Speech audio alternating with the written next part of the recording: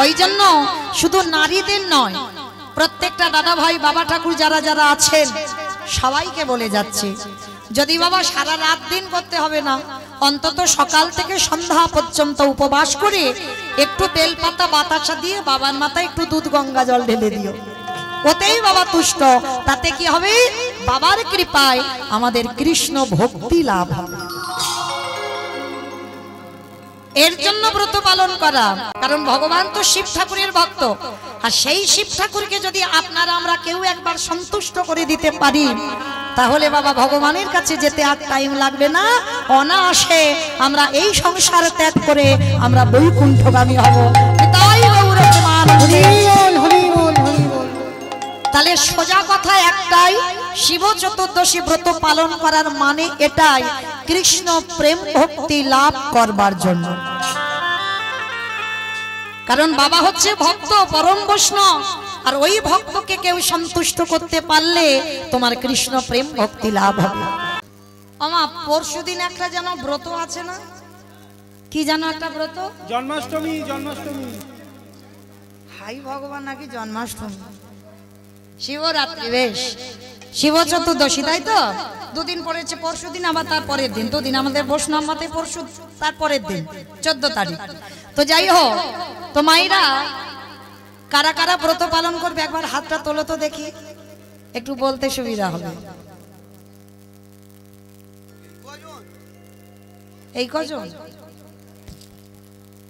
High ভগবান, আর আমার দাদা ভাইদের মধ্যে ওই একজন, আর কেউ নয়।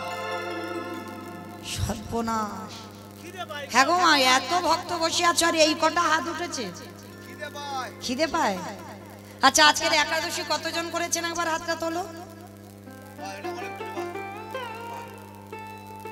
একটু বেড়েছে, একটু বেড়েছে, কিন্তু কম হলো। কিন্তু কেন গো মা? চরণ ধরে বলে যায়, আমরা সনাতন ধর্মের মানুষ, আমরা হিন্দু ধর্মের মানুষ, যে একেবারে অসুস্থ তার কথা বাদ দিয়ে দাও। ভগবান বলছে একেবারে অসুস্থ হলে সে ব্যক্তিকে ভগবান বলছে ছাড় আছে, কিন্তু তুমি অসুস্থ নও, তুমি দিব্যি সংসার করে যাচ্ছ, তুমি দিব্যি যেখানে সেখানে চলে যাচ্ছ, ভালো মন্দ খেয়ে যাচ্ছ, আর ভগবানের ব্রতর বেলা তখন আমার শরীর আর চলে। আচ্ছা মায়েরা, যে কথাটা বলবার জন্য বলা, এই যে শিব চতুর্দশী ব্রত যারা করবেন, আমা কেন করবে? কেন করবে? স্বামীর মঙ্গলের জন্য। স্বামীর মঙ্গলের জন্য, বেশ বেশ। আর যে দাদা ভাই একজন হাত তুললো, তাহলে কার মঙ্গলের জন্য করবে? বউয়ের মঙ্গলের জন্য। বউয়ের মঙ্গলের জন্য,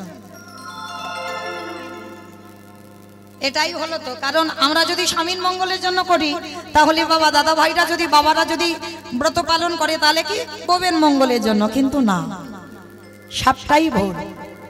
এই যে আমরা বলি না স্বামীর মঙ্গলের জন্য, আমরা তো স্বামীর মঙ্গলের জন্য করব কেন? আমাদের খেয়ে দেয়ে কাজ নাই? হ্যাঁ, স্বামীর মঙ্গলের জন্য নয়। এ স্বামীর মঙ্গল করেছিল সেই দক্ষ রাজা 27টা মেয়ে, মানে চাঁদের বউ, চন্দ্র দেবতার বউ 27টা আছে। এই চাঁদের 27টা বউ করেছিল। যেদিন বাবা দেবগুরু বৃহস্পতির অভিশাপে চন্দ্রদেব ক্ষয় রোগে আক্রান্ত হলো, মানে শরীরে ক্ষয় রোগ, মানে এক পালা দু পালা করে বাবা মাংসগুলো পচে পচে পড়ে যাচ্ছে। চাঁদকে অভিশাপ দিয়েছিল গুরুপত্নী হরণ করার অপরাধে। তা তখন ক্ষয় রোগে আক্রান্ত হলো, আর এক পালা বাকি আছে। আর ওই এক পালা যখন বাকি ছিল, তখন বাবা পরম বৈষ্ণব বাবা ভোলানাথের কাছে চাঁদ গিয়ে আশ্রয় নিয়েছিল। আচ্ছা বাবা, দক্ষ রাজা 7টা মেয়ের মধ্যে, তাহলে বাবা ভোলানাথ তো একটা জামাই, মাকে বিয়ে করেছে, দুর্গাকে বিয়ে করেছে, আর দক্ষ রাজা 27টা মেয়েকে চাঁদ বিয়ে করেছে। তাহলে এই চাঁদ আর শিব ঠাকুর এদের সম্পর্ক কি হয়? ভাইরা ভাই, ভাইরা ভাই, ভাইরা ভাই। আপনারা কি বলেন? ভাইরা ভাই বলেন তো? বেশ, তাহলে চাঁদ আর বাবা ভোলানাথ এরা হচ্ছে ভাইরা ভাই। তা এইবার চাঁদ তো এক পালা বাকি আছে, মানে আর একদিন গেলে হরিবল হয়ে যাবে চাঁদ। এইবার চাঁদ গিয়ে দাদার কাছে গিয়ে বলছে, দাদা এই ব্যাপার, আমার দেবগুরু বৃহস্পতি অভিশাপ দিয়েছে, আমার ক্ষয় রোগে আক্রান্ত, মানে আমি আর বাঁচবো না। তা বাবা ভোলানাথ বাবা, এমনিতে তো নাম তার আশুতোষ, একটুতে যদি কেউ কান্নাকাটি করে একটু বায়না ধরে, অল্পেতে সন্তুষ্ট, একটু বাতাস আর বেলপাতা দিতে হবে। ও বেটা সন্তুষ্ট হয়ে যাবে। তাইবার ওই যে চাঁদ এক কলা বাকি আছে, চাঁদকে নিয়ে বাবা বলছে দাঁড়াও তোমার কিছু হবে না। পরম বৈষ্ণব বাবা ভোলানাথ একেবারে জটার ভিতরে চাঁদকে রেখে দিয়েছে। মানে ওই জায়গাটা ঠান্ডা তো জায়গা। আমার ঠান্ডা কেন গো? আরে এসি কেন থাকবে? ওই জায়গাতে তো একটা মেয়ে আছে না, কি জানো তার নাম? গঙ্গা, পতিত পাবনী গঙ্গা। আর ওই জায়গাটা মানে এত জ্বালা যন্ত্রণা হচ্ছে চাঁদের শরীরে, এক কলা চাঁদকে নিয়ে বাবা জটার ভিতরে দিল, যার জন্য বাবার একটা নাম হলো চন্দ্রশেখর। আবার অনেকে বলছে বাবাকে শশী শেখর, বাবার নাম অনেক। তা এই যে চাঁদকে রেখে দিল এক কলা, আর নামাতে কিন্তু পারবে না, কারণ যদি নামিয়ে দেয় তাহলে চাঁদের মৃত্যু হয়ে যাবে। তাইবার 27টা মেয়ে তো জানে স্বামী বেঁচে নেই, কেঁদে কেঁদে একেবারে বাবা ভোলানাথের কাছে এসেছে। জামাই বাবু হয় তো জামাই বাবুর এসে পা দুটো জড়িয়ে ধরে 27 জন কাঁদছে। জামাই বাবু জানি না স্বামীটা জ্বালা যন্ত্রণায় ছটফট করতে করতে ঘর থেকে বেরিয়ে গেল, কোথায় গেল খুঁজে পাচ্ছি না, আমার মনে হয় এতদিন আর স্বামী বেঁচে নেই। জামাই বাবুর সঙ্গে কথা বলছে, আর কথা বলতে বলতে হঠাৎ দেখে না বাবা চাঁদ মাথার উপরে বসে আছে। 27টা মেয়ে সঙ্গে সঙ্গে দেখা মাত্র ছমছে উঠেছে। কি জামাই বাবু তুমি আমাদের স্বামীকে ধরে রেখেছো, দাও নামিয়ে দাও, কারণ ওই স্বামীর জন্য আমরা পাগলিনীর মতো খুঁজে বেড়াচ্ছি, পাচ্ছি না, দাও নামিয়ে দাও। বাবা ভোলানাথ বলছে দেখো শালি, তোমরা 27 জন যদি আমার প্রাণটা নিতে চাও আমি এক্ষুনি দিয়ে দেব, তোমরা 27 জন যদি আমার কৈলাসটাকে চাও আমি এক্ষুনি দিয়ে দেব, কিন্তু অসম্ভব, আমি চাঁদকে নামাতে পারবো না। জামাই বাবু তার মানে কি আমরা 27 জন একাকী কাটাবো, আর কোনোদিন স্বামীকে ফিরে পাবো না? পাবে। বৈকুণ্ঠপতি নারায়ণ এসে আদেশ দিল পাবে, পাবে, তোমাদের স্বামীকে আবার পাবে। কি করতে হবে? চলে যাও তোমরা প্রভাস তীর্থে। ওই প্রভাস তীর্থে গিয়ে দ্বিতীয় দিন যাবে, তৃতীয় দিন জলটা তুলবে, আর চতুর্দশীর দিন তোমরা 27 জন এসে আমার বাবার ওই জটা চাঁদ যেখানে আছে ওই চাঁদের মাথায় মানে বাবার মাথায়তে জলটা দাও। আর যখন তোমরা প্রভাস তীর্থ থেকে জল এনে ঢালবে, তার পরের দিন থেকে 1 কলা 2 কলা 3 কলা হতে হতে আবার চাঁদ পরিপূর্ণ হবে, আবার তোমরা ফিরে পাবে। আবার 15 দিনের মধ্যে আবার চাঁদ ক্ষয়ে যাবে, ওই 1 কলা চাঁদ পরম বৈষ্ণব বাবার মাথায় রয়ে গেল। ওই জন্য স্বামীর ক্ষয় রোগ থেকে বাঁচাবার জন্য সেই দিনটা ছিল চতুর্দশীর দিন।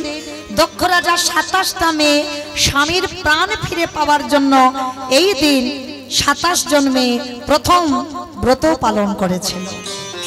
আর সেই দিনটাকে আপনারা আমরা সবাই বলি কি স্বামীর মঙ্গলের জন্য ব্রত, কিন্তু না, চাঁদের নয় ক্ষয় রোগ হয়েছিল, আমাদের স্বামীদের কি ক্ষয় রোগ হয়েছে? তাহলে স্বামীদের জন্য ব্রত নয়, তাহলে কিসের জন্য ব্রত? ভালো করে শুনে নাও মা, ব্রত হচ্ছে একটাই কারণ, সরাসরি তো আমরা ভগবানের কাছে যেতে পারবো না, অত সৌভাগ্য অর্জন করিনি, আগে ভক্ত চরণ ধরতে হবে। আর যদি তাড়াতাড়ি তুমি ভক্ত কৃপা পেয়ে যাও, খুব তাড়াতাড়ি তুমি বৈকুণ্ঠ যাওয়ামি হবে। যার জন্য পরম বৈষ্ণবকে আরাধনা করে আমার ভগবান। ভাবতে পারছেন তাহলে কত বড় ভক্ত? তাহলে বাবার নাম হচ্ছে মৃত্যুঞ্জয়। কিন্তু মা এই যে পরশু দিন আমরা ব্রত করব, বাবা তো কলিযুগে আসেইনি। এসেছে কি? সত্য ত্রেতা দাপরে এসেছে, কলিতে নয়। কলিতে হয়েছে অদ্বৈত আচার্য গোসাই। কিন্তু আমরা কলির মানুষ, কেউ সেটা পালন করি না, কেউ করি না। এখানে কেউ হাত তুলতে পারবেন না যে আমরা অদ্বৈত সপ্তমী পালন করেছিলাম, কারণ এইটাই হচ্ছে শিব ঠাকুর কলিযুগে আবির্ভাব তিথি। সেটা আমরা পালন করতে হয় বাবা, আমাদের গুরু মহারাজদের আদেশ। কিন্তু দেখো সেটা আমরা করছি না, কিন্তু শিব চতুর্দশী করছি। কিন্তু মনে রেখো মা, শিব ঠাকুর আসেনি। কেন আসেনি? এই কলিযুগে আসেনি, তার একটা মাত্র কারণ। কারণটা কি জানো? এই কারণের কথা জানতে গেলে সবাইকে একটুখানি যেতে হবে মহাভারত। এই মহাভারতে গেলেই আমরা সবাই প্রশ্নের উত্তর পেয়ে যাব। চলে এই মহাভারতে বাবা যুধিষ্ঠির মহারাজ করেছিল রাজস্বয় যজ্ঞ। আর এই রাজস্বয় যজ্ঞে আমার ভগবান কৃষ্ণ সবাইকে দায়িত্ব দিয়েছিল। আর যুধিষ্ঠির মহারাজ বলেছিল, কৃষ্ণ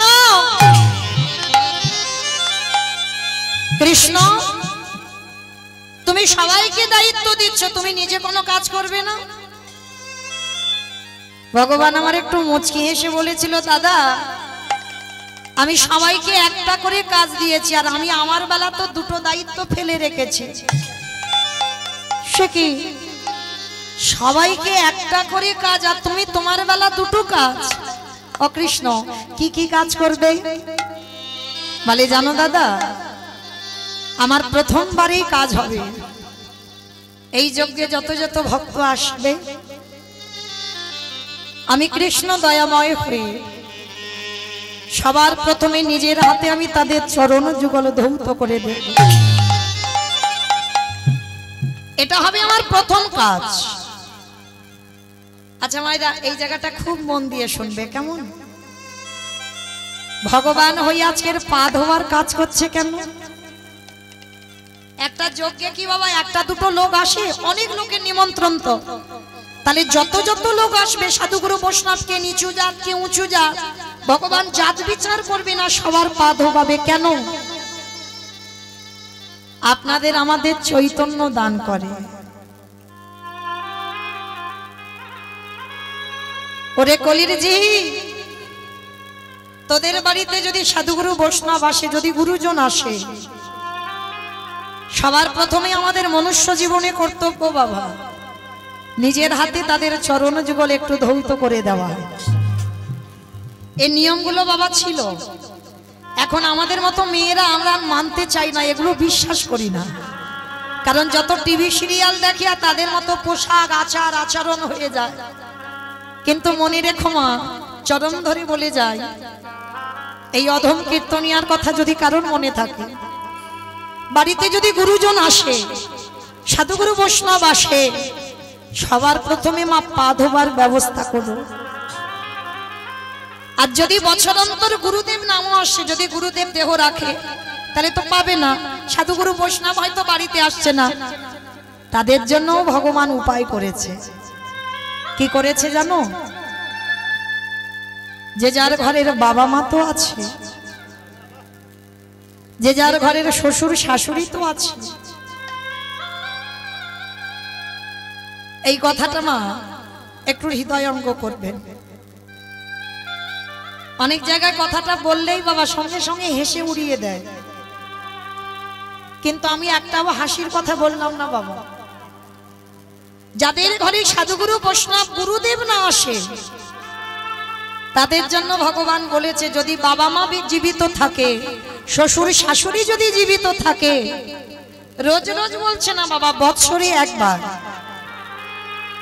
যেমন তুমি দুর্গা পূজা, কালী পূজা, লক্ষ্মী পূজা, সরস্বতী পূজা সব পূজা করো, ঠিক ওই রকম একবার জীবিত ভগবানকে পূজা করো।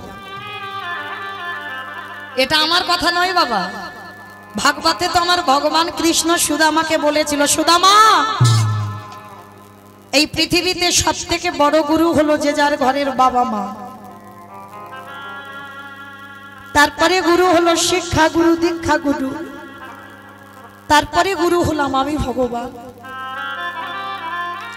কই বাবা, ভগবান তো একবারও বলেনি সবার আগে আমি বড় গুরু। ভগবান বাবা মাকে জায়গা দিয়েছে।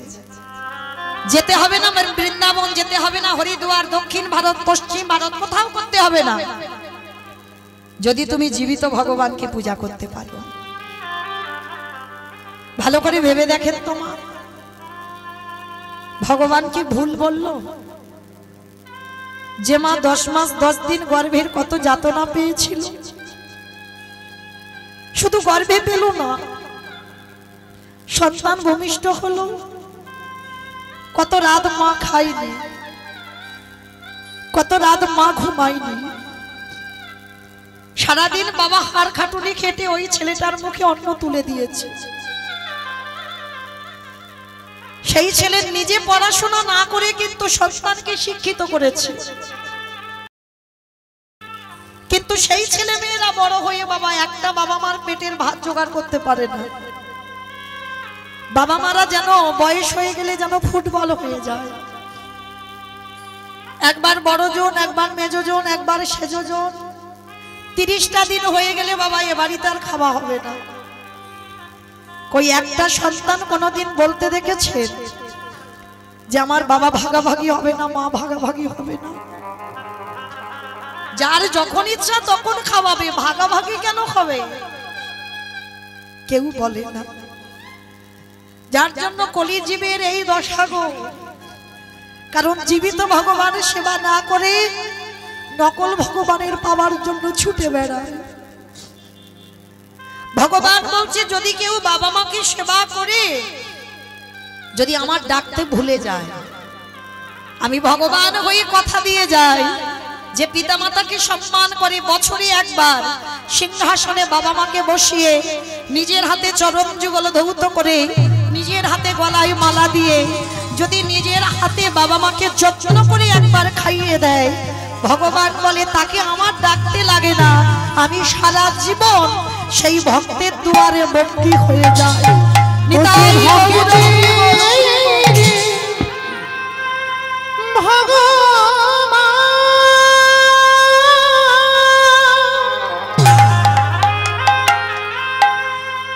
ভঙ্কিত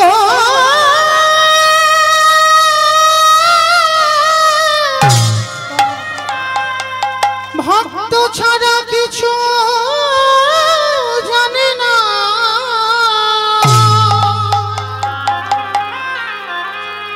তাই তো যুগে যুগে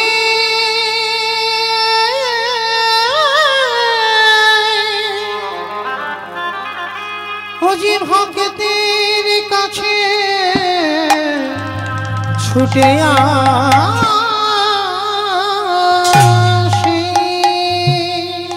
তাই সবার চরণে আমার নিবেদন, যাদের বাবা মা আছে, যারা হারিয়ে ফেলেছো বাবা, মৃত্যু পর্যন্ত কাঁদলে তো পাবে না, যাদের আছে একটু যত্ন করে আঁকলে রেখে দিও, খুব মূল্যবান সম্পদ গো। যদি একবার হারিয়ে যায় আর এ জীবনে কোনোদিন আমরা ফিরে পাবো না। তাই তো ভগবান কৃষ্ণ রাজস্বী যজ্ঞে সমাজকে শিক্ষা দিল। এই মহাভারত বলো বাবা, রামায়ণ বলো, সবটাই কিন্তু সমাজ শিক্ষা। জগতে আমাদের শিক্ষা দেওয়ার জন্য মহাভারত। তাহলে ভগবান রাজস্বী যজ্ঞে ভক্তদের চরণ যুগল ধৌত করে সমাজকে শিখিয়ে দিল, আমি ভগবান হয়ে যে কাজ করছি আমাকে দেখে শিখে নে, তোরাও এই কর্ম কর। ভগবান শুধু পা ধোয়ালো না যজ্ঞে, আরো একটা কাজ করেছিল। কি কাজ জানো মা? যত যত ভক্ত এসে প্রসাদ পেয়েছিল, কৃষ্ণ দয়াময় ওই প্রসাদের পাতাগুলো নিজের হাতে নিয়ে নর্দমায় ফেলেছিল। শুধু নর্দমাই নয়, ওর ভিতরে আরো একটা কাজ করেছিল। ওই যত যত ভক্ত প্রসাদ পেয়েছিল না, পাতাতে এঁঠোগুলো লেগেছিল, আর কৃষ্ণ দয়াময় ওই ভক্তের এঁঠোগুলো নিয়ে আজকে সারা গায়ে মাখছে। যুধিষ্ঠির আড়াল থেকে দেখতে পেয়েছে, কৃষ্ণ কৃষ্ণ এটা তুমি কি করছো? কে কোন জাতের মানুষ ওদের পা ধোয়াচ্ছে, এটা ঠিক আছে, ওদের এঁটো পাতাগুলো নর্দমায় ফেলছো, এটা ঠিক আছে, কিন্তু কৃষ্ণ তুমি ওদের এঁঠোগুলো নিয়ে সারা গায়ে মাখছো কেন তোমার? ভগবান মৃদু হেসে বললেন, দাদা গো, এই জগতে সবাই তো পাপ করে, সবার পাপের বিচার আমি কৃষ্ণ দয়াময় করি। ভাইরা, আপনারা আমরা যদি পাপ করি ভগবান বিচার করে, বিধান দেয়। আচ্ছা বলো, তোমার যে বিচারক হয় সে যদি পাপ করে, বলো বলো তার পাপের বিচার বলো করবে কে গো? ওগো সবাই হরি বল হরি বল।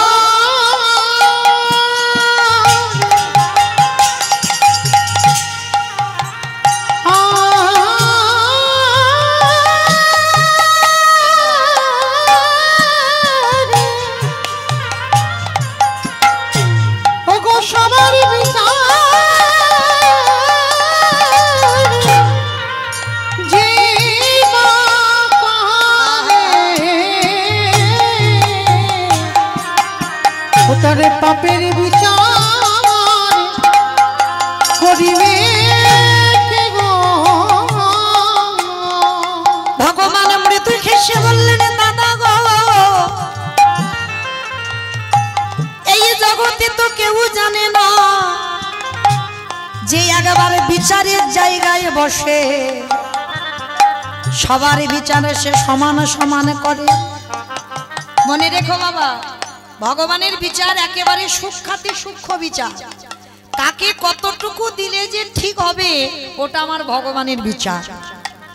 কে জগতে দুঃখী থাকবে, কে জগতে সুখী থাকবে, এটা কোনো মানুষের জন্য হয় না বাবা।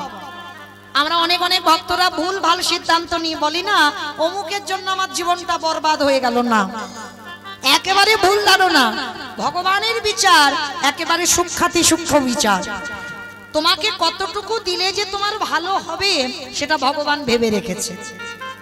তোমার জীবনে কতটুকু কষ্ট দিলে তুমি ঠিক সহ্য করতে পারবে এটাও আমার ভগবান ভেবে রেখেছে। তা ভগবান তো বাবা সবার বিচার করে। তা ভগবান বলছে আমি আমার বিচার করি না? আমার বিচার যদি না করতাম কি বাবা ত্রেতা যুগে রামকে মরতে হলো, ভাগবতে কৃষ্ণকেও মরতে হলো, দেহত্যাগ করতে হলো, তাহলে সবাইকে যেতে হলো। কর্মফল কোনোদিন কাউকে ছাড়বে না। আর আপনারা আমরা তো তুচ্ছ, আমাদের ছাড়বে মনে করেছো? তাহলে ঠিক এই রকম কৃষ্ণ বলছে জানো দাদা, এই যে ভক্তের এঁঠোগুলো আমি গায়ে মারছি কেন জানো দাদাই? আমি যে বড় বড় মহাপাপী দাদাই বড় মহাপাপী,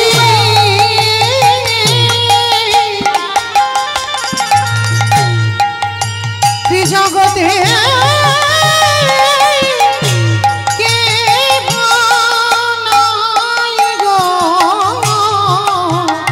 দাদাই আমি হলাম মহাপাপী।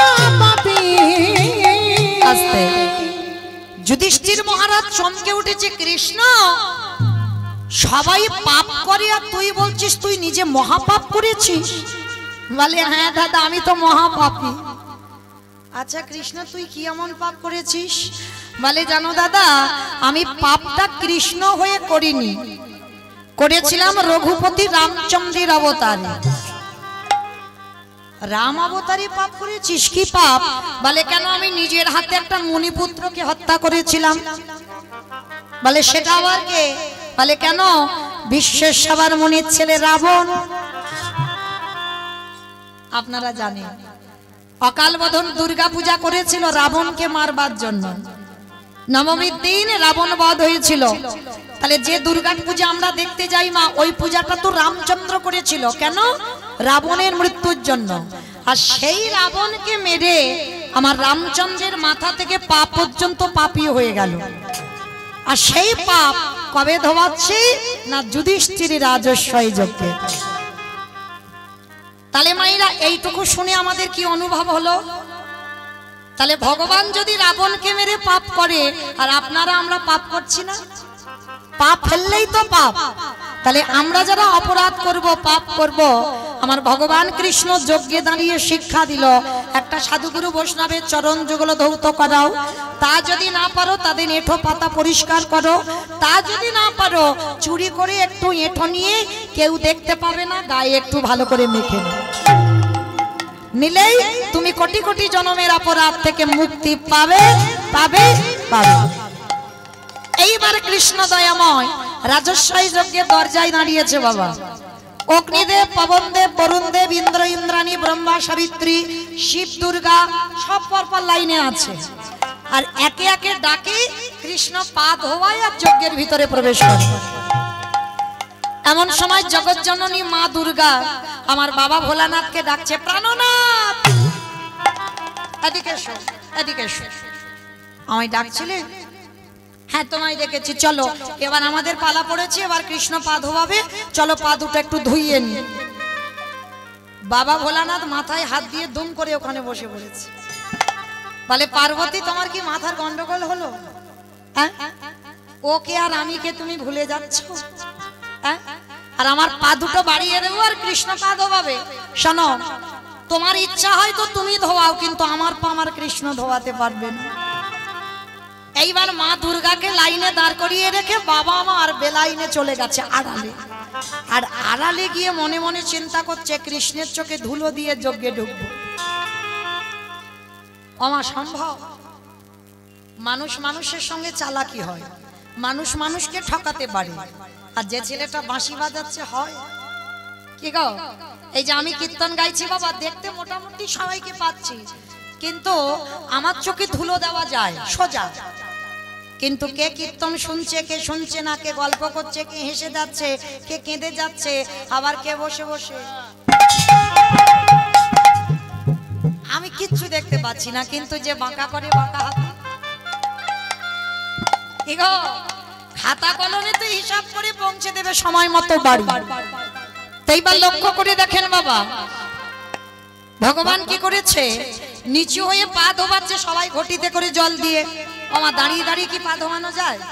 পা ধোয়াতে গেলে যা পা ধোবাবো সে ছোট জাত হলেও মাথাটা নিচু করতে হবে। কৃষ্ণ একবার করে পা ধোবাচ্ছে আর পায়ের মাঝখানটা ফাঁকা মতো দেখেছে। আর ভোলানাথ আড়ালে গিয়ে মনে মনে ভাবছে, দাঁড়াও বেটার ওই পায়ের তলা থেকে গলে আমি ভিতরে চলে যাব। মানে যজ্ঞর দরজাটা এমন করেছে কোথাও থেকে যাওয়া যাবে না। আর বাবা আড়ালে গিয়ে দুম করে একটা কুকুর হয়ে। কেন কুকুর হলো? বাবা জগতে যত পশু পাখি আছে কুকুর হচ্ছে সব থেকে প্রভু ভক্ত। তাই আড়ালে গিয়ে কুকুর হয়েছে, মনে মনে চিন্তা করছে কৃষ্ণের চোখে ধুলো দিতে হবে, কিন্তু কি করে ধুলো দেব? দাঁড়াও। আর ভগবান মুচকি মুচকি হাসতে দেখেছো? এই বেটার পা ধোবাবো বলে আমি সেই রাম অবতার থেকে আমি পাপী হয়ে আছি, রাবণকে হত্যা করে কৃষ্ণ অবতারে কোন রকমে বৈষ্ণবের পা ধোয়ালে আমার খণ্ডন হবে। আর এ বেটা আমার চোখে ধুলো দেবে বলে আজকে কুকুর হয়েছে। বলে দেখাচ্ছি মজা, দাঁড়াও। এইবার ভগবান ইচ্ছা করে অন্যমনস্ক হয়ে গেছে। আর এই যে পা ধোয়াচ্ছে, পায়ের মাঝখানটা যেই না ফাঁকা মতো দেখেছে, আমার ভোলানাথ কুকুর ভগবানের সঙ্গে চালাকি করবে বলে সবে মাত্র মাথাটাকে, আর যেই না মাথাটা দেওয়া, ভগবান দুটো হাঁটু নিয়ে কুকুরের কানের কাছে চেপে। এইবার দেখ কেমন লাগে। এইবার যত কানের কাছে চেপে দেবে কুকুর কি করবে? কেউ কেউ করবে না, বারবার বলছে কৃষ্ণ ছেড়ে দে, কৃষ্ণ ছেড়ে দে, কৃষ্ণ ছেড়ে দে। বলে ছাড়বো বলে ধরি নাই। হে বৈষ্ণবী গোসাই, ও হে বৈষ্ণবী গোসাই, তোমার মতো বৈষ্ণবীর দুটো চরণ ধোয়ালে বোধহয় আমার কম হতো। তাই তো কৃপা করে তুমি আমার জন্য আরো এক্সট্রা দুটো জুড়ে দিয়েছো। আমা বুঝেছো? শিব ঠাকুরের কটা পা? দুটো পা। আর কুকুরের কটা পা? চারটে। ভগবান বললে হে বৈষ্ণব, তোমার মতো বৈষ্ণবীর দুটো পা ধোয়ালে আমার জীবনে কম হবে, ওই জন্য তো তুমি কৃপা করে আমার জন্য আরো এক্সট্রা দুটো জুড়েছো। এবারে দাহু দাহু চরণ তুমি বাড়াইয়ে দাও। হরে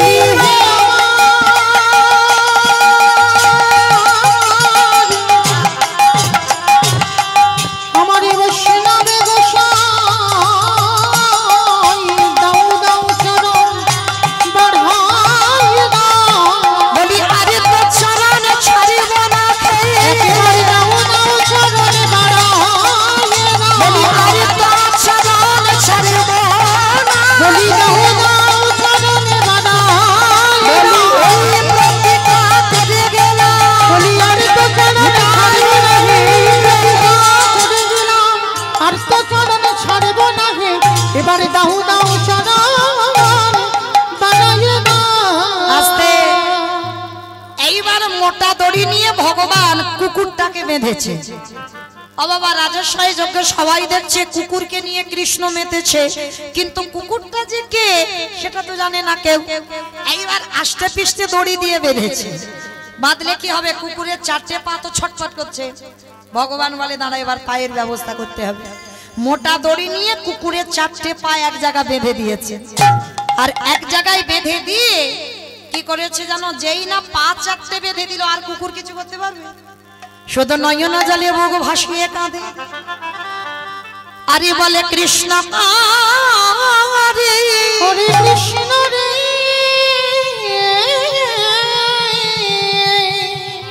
তব চরণে বড় অপরাধ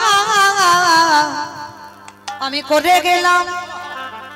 কৃষ্ণ আজকে না আমার 5-4টে বেঁধে দিলি, এবার কি করবি? বলে দেখ না কি করি। সবার পা ধোয়াচ্ছে মা ঘটিতে করে জল দিয়ে, আর ভগবান পর্যন্ত বাবা বৈষ্ণবকে কোথায় রেখেছে দেখেন। এই যে বললাম না শিব ঠাকুরের ব্রত পালন করতে হবে, আমার ভগবান কৃষ্ণ যার ইচ্ছাতে জগৎ চলে সে আজকের কি করছে দেখো। ওই কুকুর রূপী ভোলানাথের 4টে চরণ বুকে ধরে কৃষ্ণ দয়াময় আমার আজ চোখের জলে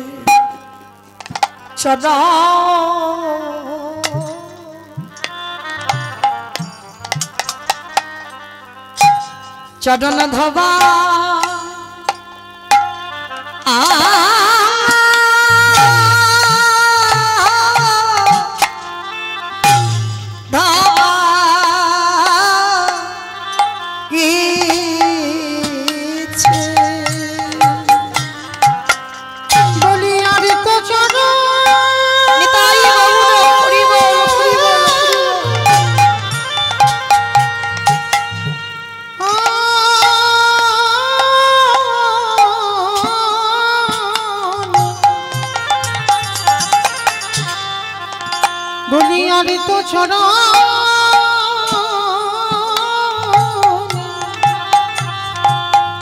চরণে ছাড়ে না হে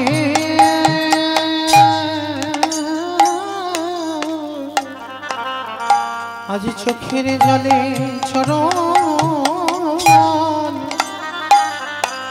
চরণে ধোয়া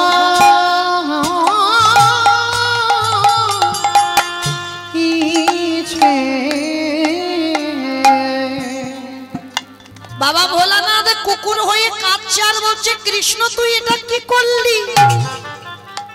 তোর চোখের জল আমার মতো কুকুরের পায়ে দিলি, আমি কত অপরাধ করে ফেললাম বল। তবে কৃষ্ণ রে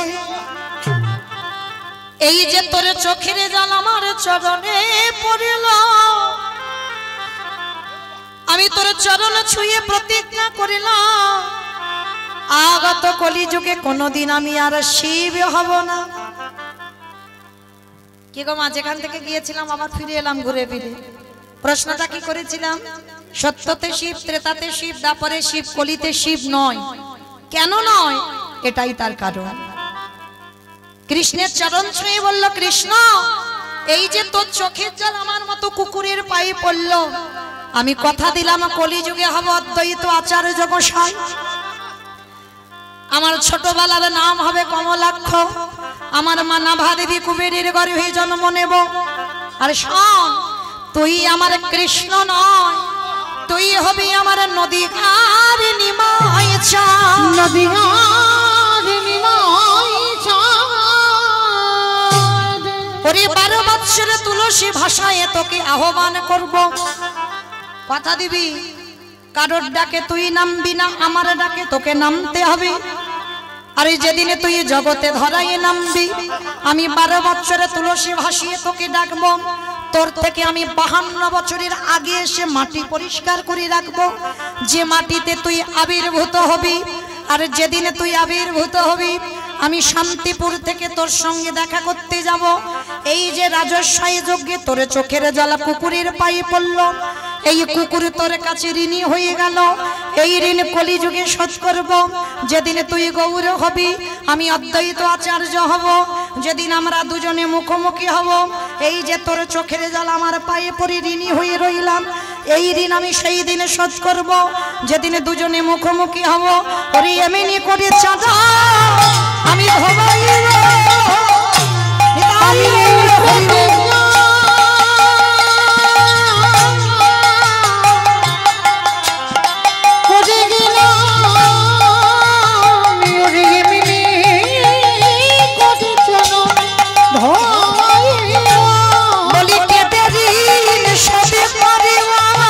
যেদিন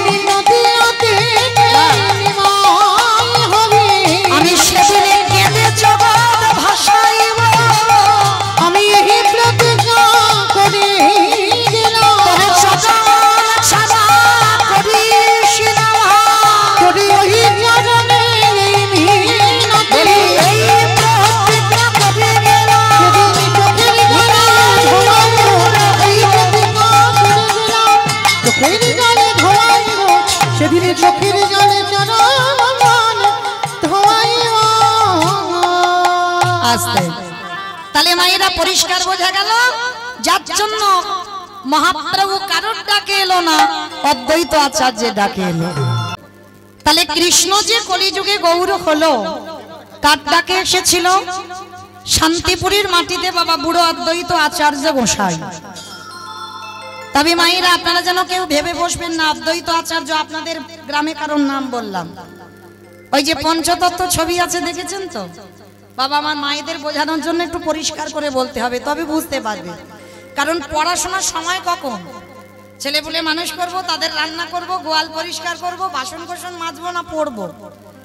তাহলে অদ্বৈত আচার্য গোসাইকেই পঞ্চতত্ত্ব ছবি যাদের বাড়িতে আছে দেখবেন, শ্রীকৃষ্ণ চৈতন্য প্রভু নিত্যানন্দ শ্রী অদ্বৈত গদাধর শ্রীবাস আদি গৌর ভক্তবৃন্দ। ওই যে 5 জনে হাত তুলে আছে না, একটা বাচ্চা ছেলেকে জিজ্ঞাসা করবে, সে বলে দেবে মাঝখানে যিনি দাঁড়িয়ে আছে কলিযুগের ভগবান।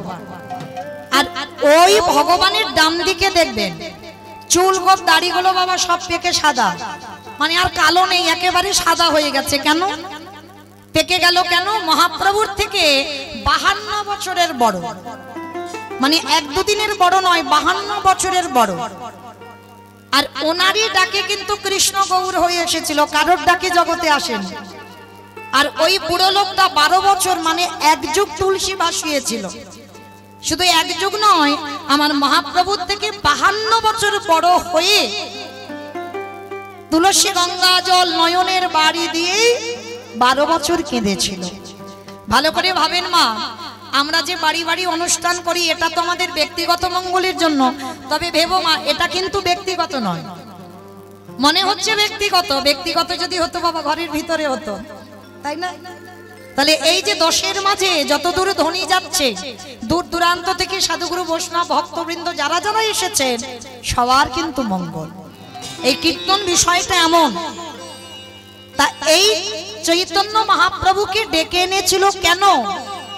না অদ্বৈত আচার্য কেঁদে বলেছিল, প্রভু আমি পারবো না কলির জীবকে উদ্ধার করতে, তোমাকে আসতে হবে, আর তুমি এসে সবাইকে উদ্ধার করো। কারণ বাবা দেখেন নিজের জন্য কাঁদলো না, জগতের জন্য কাঁদলো, সবার জন্য কাঁদলো। তাহলে যে ব্যক্তিটা সবার জন্য কেঁদে আমার কৃষ্ণকে গৌর করে আনলো, সে ব্যক্তিটার মধ্যে বাবা কতটা ক্ষমতা থাকলে বাবা তবে 12 বছর পর আমার কৃষ্ণ গৌর হয়ে এলো। তাহলে মনে করতে হবে তো বাবা তার ডাকটা কেমন ছিল, মানে তার ডাকে ভগবানের আসনটা নড়ে গেল। যার জন্য আমার চৈতন্য মহাপ্রভু অদ্বৈত আচার্যকে একটা আদর করে নাম বলে ডাকতো। কি নাম জানো? নাড়া বলে ডাকতো। মহাপ্রভু অদ্বৈত আচার্যকে নাড়া বলে ডাকতো। কেন? ওনারই ডাকে আসনটা নড়ে উঠেছিল, ওই জন্য নামটা দিয়েছিল নাড়া। মানে এটা ভালোবাসার নাম, আদরের নাম। তাহলে এবার আমরা জানবো যার ডাকে কৃষ্ণ গৌর হয়ে এলো তার মধ্যে কতটা ক্ষমতা ছিল, কে এমন ব্যক্তি যে ভগবানের আসনটা নাড়িয়ে দিচ্ছে। যার একটা নাম হচ্ছে বাবা মৃত্যুঞ্জয়। আমাইরা মৃত্যুঞ্জয় কোন ঠাকুরকে বলে গো?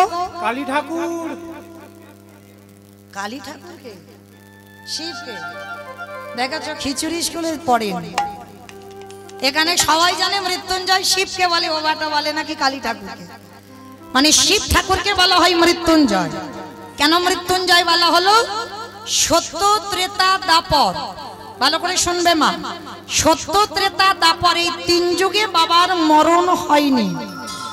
জগতে যত দেবদেবী আছে সবাইকে দেহত্যাগ করতে হয়েছে।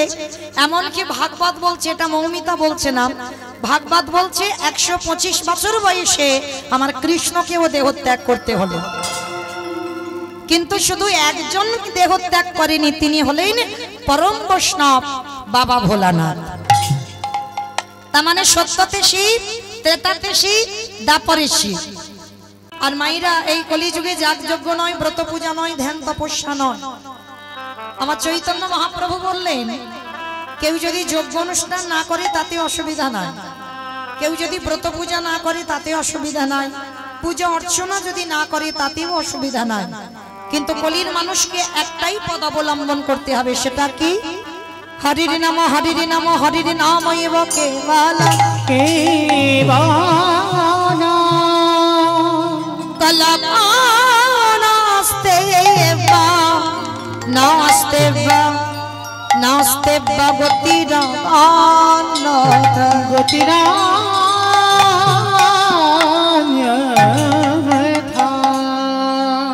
কলির মানুষের হরিনাম ছাড়া কোনো গতি নাই, কোনো গতি নাই, কোনো গতি নাই।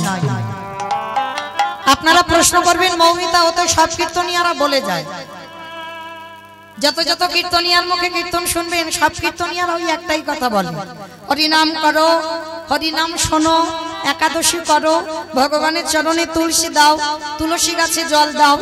ও ছাড়া কলির মানুষ, একটু ইকোটা কমাও, ও ছাড়া কলির মানুষের কোনো গতি নাই। কিন্তু বাবা এই যে কীর্তনিয়ারা বলবে আর আপনারা শুধু কানে শুনে চলে যাবেন, হবে না। সবার আগে বাবা যে জায়গাটায় বসেছেন ওই জায়গাটাকে জানতে হবে কি জায়গা। আপনারা মনে মনে করছেন মৌমিতা উঁচু জায়গাতে দাঁড়িয়েছে, কিন্তু না। যারা শাস্ত্র জ্ঞানী বাবা, যারা তত্ত্ব জ্ঞানী, তারা কোনোদিন বলবে না যে আমি উঁচু জায়গাতে দাঁড়িয়েছি। আপনারা উঁচু জায়গাতে বসেছেন, আমি নিচুতে দাঁড়িয়েছি। নববিধা ভক্তির মধ্যে দেখেন বাবা, আগেই তো বলছে শ্রবণম, পরে বলছে কীর্তনম। আগে কীর্তনের জায়গা দেয়নি বাবা, আগে শোনার জায়গা দিয়েছে। তাহলে ওই জায়গাতে বসে যদি ঠিক ঠিক কীর্তন শোনার মতো শোনা যায়, তাহলে ওখানে বসেও বাবা কৃপা হয়ে যায়। আর এখানে দাঁড়িয়ে যদি ঠিক ঠিক গাবার মতো গাওয়া যায়, এখানে দাঁড়িয়েও কৃপা হয়। তাহলে হচ্ছে না কেন? গাওয়াটা ঠিক হচ্ছে না, শোনাটা ঠিক হচ্ছে না, তাই তো কৃপা হচ্ছে না। কিন্তু মা যে জায়গাটা বসেছেন ওই জায়গাটা উত্তম জায়গা, মহারাজ পরীক্ষিত মহারাজের জায়গা। আর ওই জায়গাতে বসে শুধু কানে শুনে বাড়িতে চলে যাবে হবে না। এই শুনতে যখন বসেছেন বাবা, সব চিন্তা এখন কিছুক্ষণের জন্য বন্ধ। কি আমার স্বামী, কি আমার ছেলে, কোথায় আমার ঘর, কোন আমার দোতলা বাড়ি, কত বিষয় আশয় আছে, ওসব ভুলে যেতে হবে। যতক্ষণ এখানে থাকবে হরি কথা কৃষ্ণ কথা কানে যাবে, ততক্ষণ আমাদের একটাই পরিচয়। আমরা কে নারী, কে পুরুষ, কে নিচু জাত, কে উঁচু জাত, এসব কোনো নয়। আমাদের একটাই ভাবনা হবে, আমরা সবাই হলাম কৃষ্ণ চরণের দাস। আর দ্বিতীয় আমাদের কোনো পরিচয় হবে না। তাহলে এখানে সবাই যখন আমরা কৃষ্ণ দাস, কে নিচু কে উঁচু নয়, কে শিক্ষিত কে অশিক্ষিত এগুলোও নয়, তাহলে আমরা কৃষ্ণ দাস যখন মা, তাহলে কীর্তন শুনতে বসলে আগে একটু হৃদয়ঙ্গ করতে হবে। এই যে কীর্তনিয়ারা বলে যাচ্ছে মা হরিনাম ছাড়া কোনো গতি নাই, ভালো করে বিচার করে দেখবেন বাবা, হরিনাম ছাড়া কি গতি আছে? যে যত বড় ধনী হোক না কেন, যার যত টাকা থাকুক না কেন, যার যত অর্থ থাকুক না কেন, কেউ যদি বাবা সারা জীবনটা দিল্লি বোম্বে কাটায়, কেউ যদি সোনার পালঙ্কে ঘুমায়, কেউ যদি টাকার বিছানায়ও ঘুমায়, তবু মনে রাখতে হবে মা শেষের দিনে এরা তোমার কেউ আপন নয়। যে যত তাড়াতাড়ি জানবে বাবা, তত তাড়াতাড়ি তার মঙ্গল হবে। যারা এখানে গীতা ভাগবত জ্ঞানী বসেছেন বাবা, তারা ভালো করে বুঝবেন, পৃথিবীতে যা যা কিছু দেখছো সব অনিত্য বস্তু। আর নিত্য বস্তু যদি থাকতে হয়, সেটা হলো আমার গৌর গোবিন্দ চরণ, ওটাই হলো আমাদের নিত্য বস্তু। তালিমাইরা সকাল থেকে আর সন্ধ্যা পর্যন্ত আমরা কি করি? ছেলে আমারে, মেয়ে আমারে, জায়গায় আমারে, জমি আমারে, বিষয় আমারে, বৈভব আমার। কিন্তু যতই আমারে আমারে করো না কেন, বাঁশি যদি বেজে যায় পড়ে থাকবে সরকারি খামার। এসেছো একা যাবে একা, যেদিন এসেছিলে মা সেদিন তোমার সঙ্গে কেউ আসেনি। আর যেদিন ভব ছেড়ে তুমি চলে যাবে, সেদিনও তোমার সাথে কেউ যাবে না। যেদিন এসেছিলে তোমার হাতে কিছু ছিল না, যেদিন তুমি ভব ছেড়ে চলে যাবে, সেদিনও তোমার সাথে কিছু যাবে না, হাতেও কিছু থাকবে না। এলে খালি হাতে, যাবেও তুমি খালি হাতে। কটা দিন বাবা একটু অভিনয় করা, যার অভিনয় শেষ তাকে অভিনয় মঞ্চ থেকে নেমে যেতেই হবে। কি মাইরা, আমি যদি বলি আমি সারা রাত কীর্তন গাইবো এখানে দাঁড়িয়ে, সবাই কি বসে থাকবে? অত সোজা নয়, একটু পরে বাবা সব একটা দুটো করে উঠতে শুরু করবে। তাহলে এখানে দাঁড়িয়ে যেমন আমি সারা রাত গাইতে পারবো না, সংসারটা হচ্ছে একটা নাটকের মঞ্চ। ওই মঞ্চে সারা জীবন তুমি থাকবো বলে আসনি, যাকে যতদিনের জন্য আসা, দিনটা ফুরিয়ে গেলে তাকে মঞ্চ থেকে নেমে যেতেই হবে। তাহলে মায়েরা, এই যে আমার আমার করে আঁকলে আছি, কেউ তো তোমার নয়। শেষের দিনে তোমার সঙ্গী হবে কে না তোমার কর্মফল। এইটা ভালো করে শুনতে হবে বাবা, কর্মফল শুধু আমার সাথে যাবে। কতদিন আমি হরিবাসরে বসেছি, কতবার ভাগবত আসরে বসেছি, কতদিন যাবৎ আমি একাদশীর উপবাস করছি, কতদিন সাধুগুরু বৈষ্ণবের সঙ্গ করছি, কতদিন গুরুচরণ আশ্রয় করলাম, আর কতদিন আমি ধর্ম কাজে যুক্ত আছি। এই ভালো ভালো কর্মগুলো আমার সাথে যাবে। তবে বাবা আমি মৌমিতা একটা গ্যারান্টি দিতে পারি, আর একজন আমাদের সঙ্গী হবে। সে কে জানো? জানি না আপনাদের এই এলাকায় নিয়মটা আছে কিনা। কি বাবা, এটা বর্ধমান তো? বর্ধমান, বেশ। তাহলে জানি না আপনাদের এই পূর্ব বর্ধমানে নিয়মটা আছে কিনা। তবে আমার ডায়মন্ড হারবার এলাকায় দক্ষিণ 24 পরগনায় নিয়ম আছে। সে যত বড় লোক হোক আর গরিব হোক, মানুষের মৃত্যুর পর যার বাড়িতে থাকবে তো খুব ভালো, আর যার বাড়িতে নাই বাবা, দুটো জিনিস ভাড়া করতে হবে মানুষের মৃত্যুর পর। কি? একটা হলো খোল আর একটা হলো করতা। আর পিছনে বাজাবে বলো হরি হরি বল, বলো হরি হরি বল। কি মাইরা আপনাদের এই গ্রামে বাজে তো? বাহ, তাহলে একটু বুঝতে সুবিধা হয়। তাহলে এই জায়গাটা একটু ভালো করে বিচার করবেন। যখন ঠাকুর বিসর্জন করতে যাচ্ছ, তখন তোমার ডিজে বক্স বাজাচ্ছ। কি মা আপনাদের গ্রামে বাজে না? এখানেও বাজে? আমি ভাবলাম বোধহয় আমার ওদিকেই বাজে। আমার ওইদিকে বাবা এমন বিসর্জনের সময় ডিজে বক্স বাজবে না, হার্ট যেন এক্ষুনি ব্লক হয়ে গেল। মানে যদি মানুষ অসুস্থ থাকে সে তো হরিবোল হয়ে যাবে। মানে এমন ধুমধারাক্কা বাজনা বাজবে আর এমন নাচানাচি হবে। তাহলে ভালো করে এই জায়গাটা একটু বিচার করবেন। ঠাকুর বিসর্জন যখন করতে যাচ্ছ, তখন তুমি লরিতে করে বক্স বাজিয়ে যাচ্ছ। আর যেদিন আমাদের দেহ বিসর্জন হবে, একটা কি লরিতে করে বাবা ডিজে বাজি গেলে হতো না? হাওয়ালে তো হতো, যদি আমরা চালু করি প্রথাটা তাহলে হবে, কিন্তু করছি না কেন? এই জায়গায় আমার চৈতন্য মহাপ্রভু শিক্ষা দিলেন, ওরে কলিরে জি, শেষের দিনে এলি খালি হাতে, যাচ্ছি সে খালি হাতে, কিন্তু শেষের দিনে তোর কর্মফল সঙ্গী হলো, আর কেউ গেল না। আর গেল কে? এই হরি নামে যাবে আমাদের পচা দেখা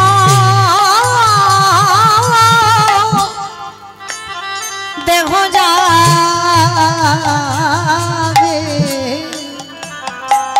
যেদিন তুমি ভাবা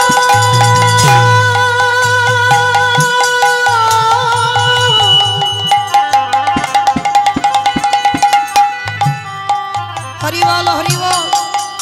যেদিন তুমি ভাবা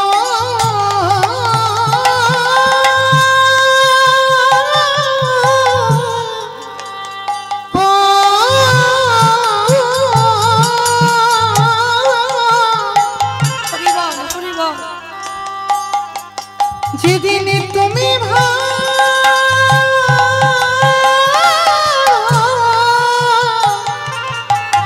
রাধে ওই ভবপানে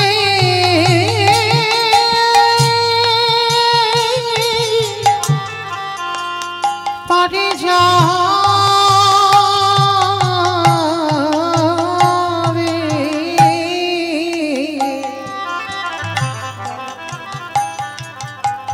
ওরে সেই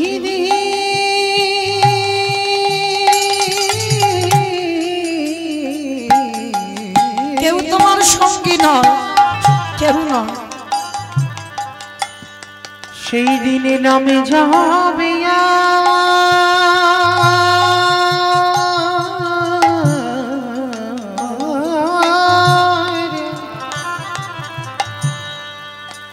আমাদের পচা দেহ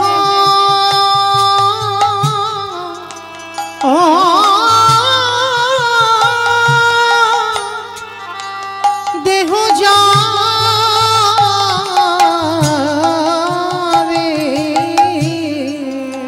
ও ভাই তোমার সঙ্গের সাথী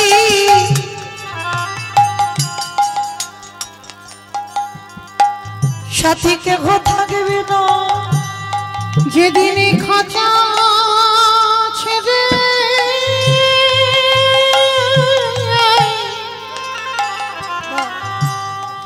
এই প্রাণ পাখি চলে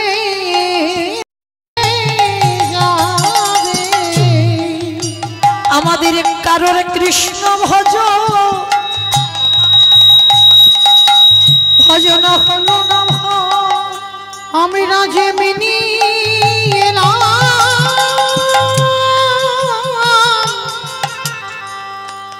আমরা তেমনি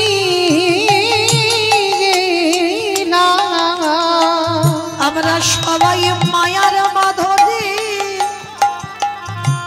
আমরা বন্দী হলো আমাদের কৃষ্ণ বলা হলো না ভাই। আমরা এলাম খেলা ভব ছেড়ে চলে গেল আমাদের কৃষ্ণ ভজন হলো না রে। হে দয়াময় আমার মতো পাপী আরে কেহ না বলি এবারে আমায় উদ্ধার কর। তোমার পারে ঘাটাতে দাঁড়াই রইল তুমি যে পারে করতা দয়াল হরি। হে দয়াময় আমার কেশে ধরে টেনে নিও আমি যে মায়া মাঝে পড়ে আছি। তুমি জানো আমার চরণে ছাড়া করো না দয়া তোমার ওই চরণে জানাই রাখিলাম।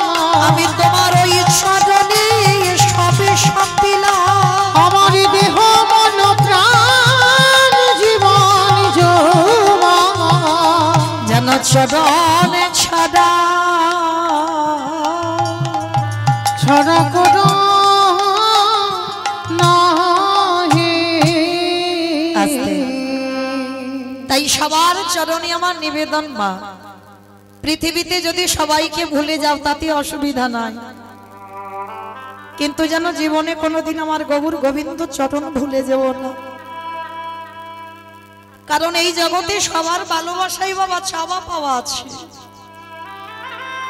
আর এই জগতে আমার ভগবানের মতো তোমায় জীবনে কেউ কোনোদিন ভালোবাসতে পারবে না যে যতই বলুক না কেন আমি তোমায় এত এত ভালোবাসি না ভালো তো আমায় ভগবান তোমায় বেসেছে আপনারা প্রশ্ন করবেন কেন মৌমিতা জন্ম নিলাম জন্ম নিয়ে আমার মার কোলে বসলাম আমার মা তো সব থেকে বেশি ভালোবেসেছে বলে না ওটা তোমার মা ভালোবাসেনি এই যে জন্ম নিয়ে তুমি তোমার মার কোলে বসে মাছ স্তনদুগ্ধ পান করেছো তুমি ভাবছো কি তোমার মা ভালোবেসেছে না ওটা তোমার মা ভালোবাসলো না মা যদি ভালোবাসলো বাবা এখানে আমরা যারা মা হয়েছি আমিও একজন মা আমার ছেলে মাধ্যমিক দিল মানে ছোট ছেলে নয় অনেক বড় হয়ে গেল তাহলে সেই যে আমরা যারা সন্তানের মা হয়েছি তারা ভালো করে জানবো যখন মাতৃগর্ভে সন্তানের 5 মাস বয়স হয় মাতৃস্তনে দুগ্ধ আসে তাহলে কে তৈরি করলো বাবা মা নিজে নিজে তৈরি করলো মা যদি নিজে করতে পারতো তাহলে একজন মাকে বলো গর্ভের সন্তান আসবার আগে করে দেখাতে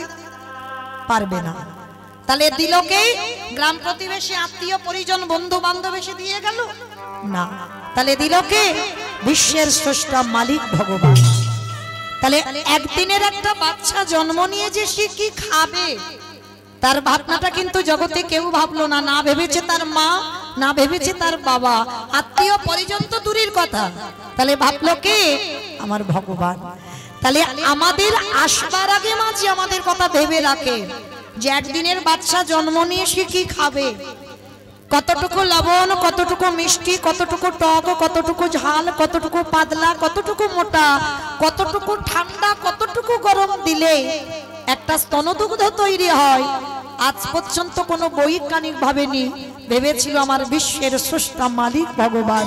নিতাই গৌর প্রেমানন্দ। হরি বল হরি বল হরি বল। তাহলে মায়েরা, তাহলে এই জগতে বাবা আমাদের সবাইকে মনে রাখতে হবে। যদি সবাইকে ভুলে যাই তাতে অসুবিধা নাই, কিন্তু একজনকে ভুললে চলবে না। কেন জানো ও মায়েরা, ওই ছেলেটা তো আমার একটু ভালোবাসার কাঙাল গো, একটু প্রেমের কাঙাল। কোনোদিন বলেনি আমায় মোটা মোটা রজনীগন্ধার মালা দিয়ে আমায় সাজা।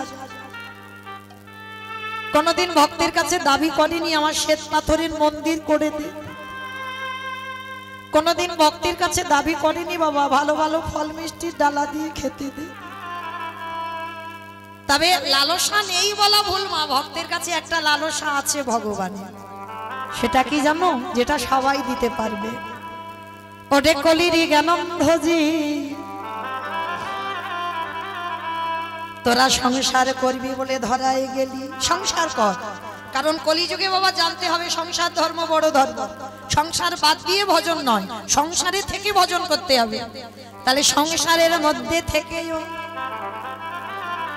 সারা দিনের মধ্যে একটুই আমার চরণে বসে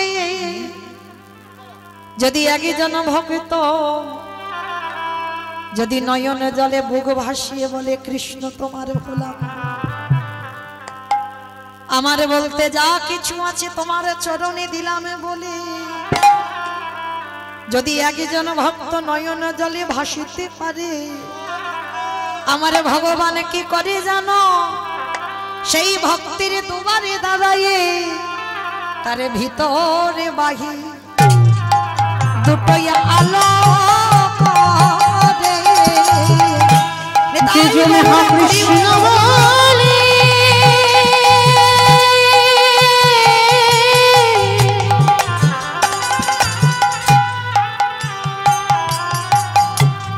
যে জন্য কৃষ্ণ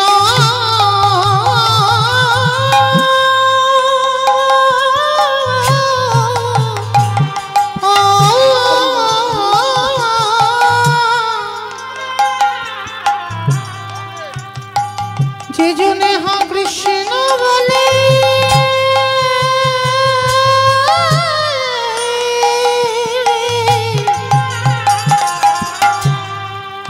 একেবারে নয়নে জলে ডাকিতে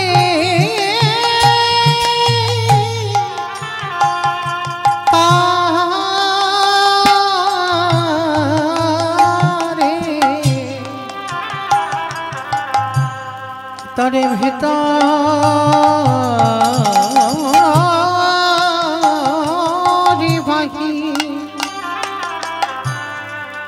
বাহিরে আনা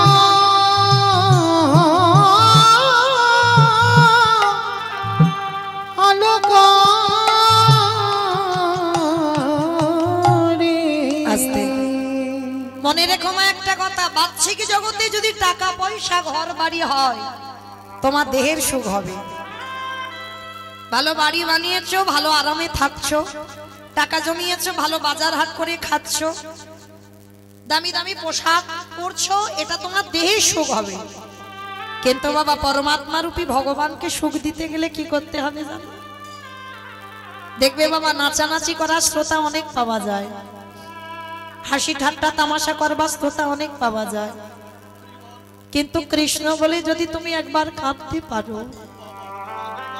কৃষ্ণ বলে যদি তুমি একবার নয়নে জলে ভাসতে পারো,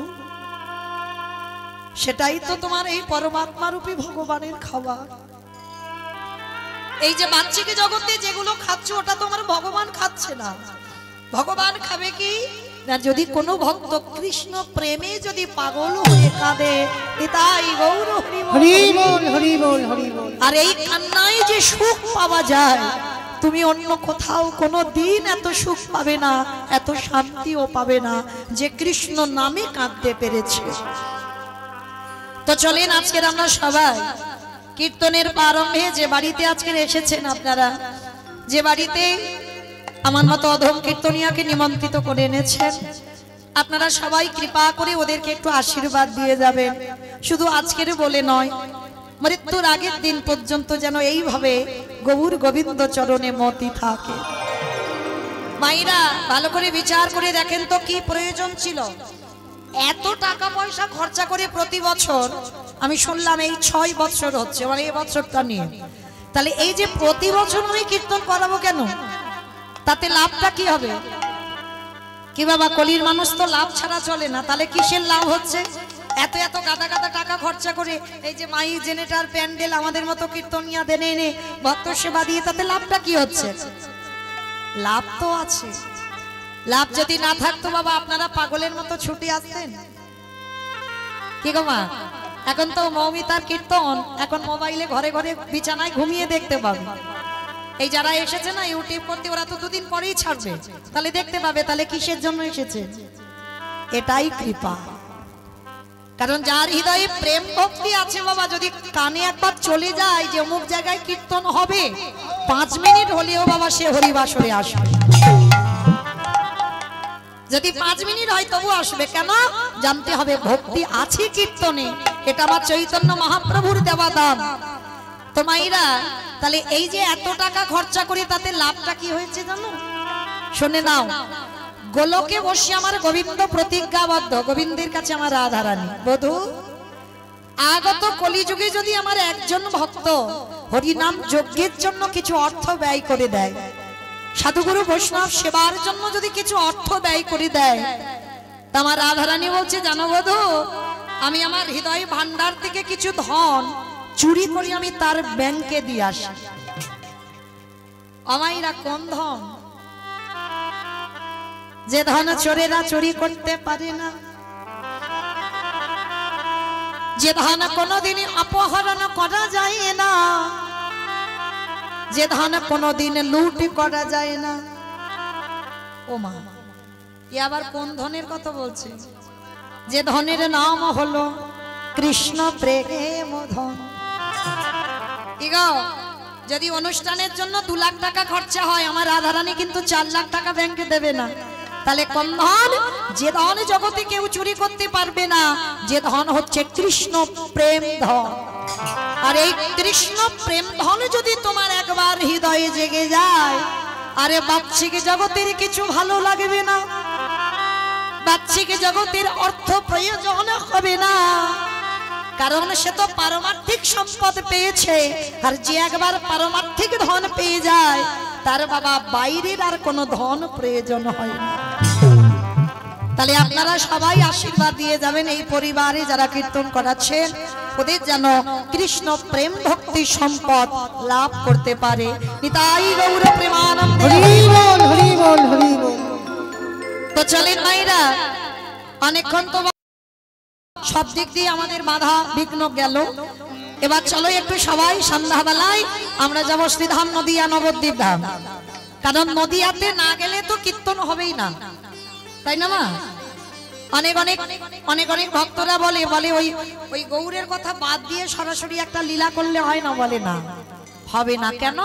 চৈতন্য চরিতামৃত গ্রন্থে কবিরাজ গোস্বামী পাদ লিখেছেন, সংকীর্তন পিতা শ্রীকৃষ্ণ চৈতন্য, সংকীর্তন যজ্ঞে তারে যে ভজে সেই বড় ধন্য।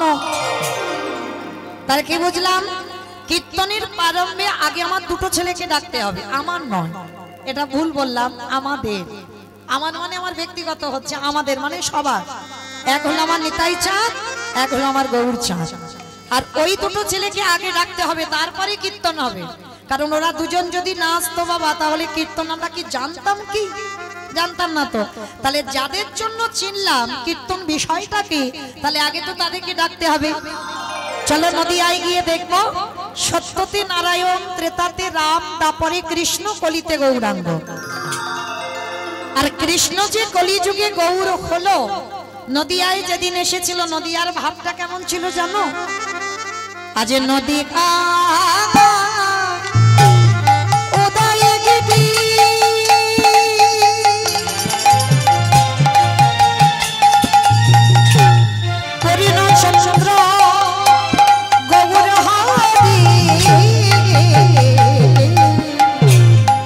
আজ নদিয়া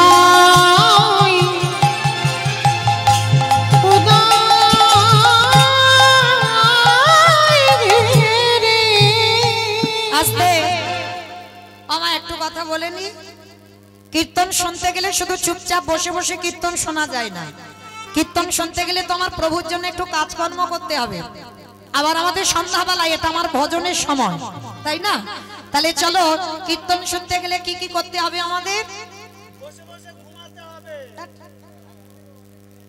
সন্ধ্যাবেলা নাকি ঘুমাবে? একটু রাত ভারী হলে নয় বলতো। আমার ঘুমানো নয়, তিনটে ধ্বনি, একটা হচ্ছে উলুর ধ্বনি, শঙ্কর ধ্বনি, আর যাদের যাদের হাত আছে, আর যারা বাড়িতে রেখে এসেছো বলবো না, যাদের হাত হরিবাসরে এসেছে। কি মায়েরা সবার হাত আছে বাবা? দাদা ভাই যাদের হাত আছে কই একবার দেখান। নিতাই গৌর প্রেমানন্দে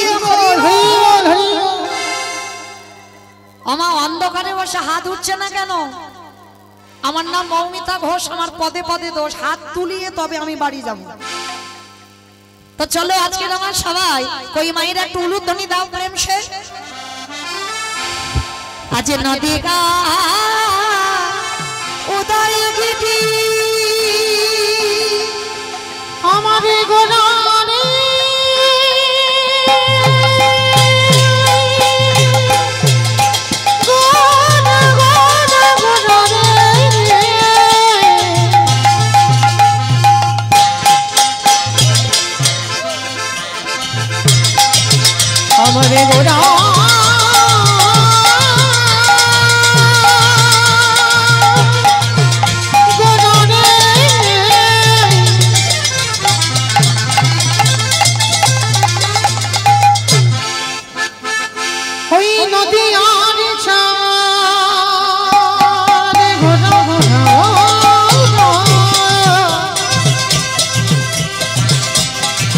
আমার গোলা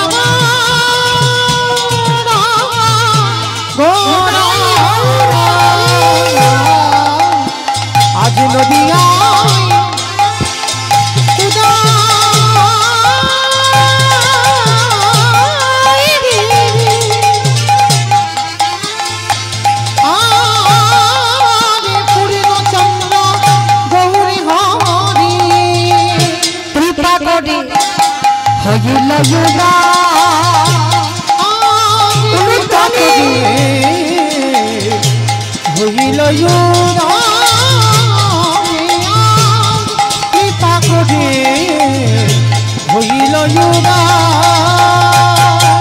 ওই না সোনার নদিয়ায় প্রভু উদয় হলো। সোনার নদী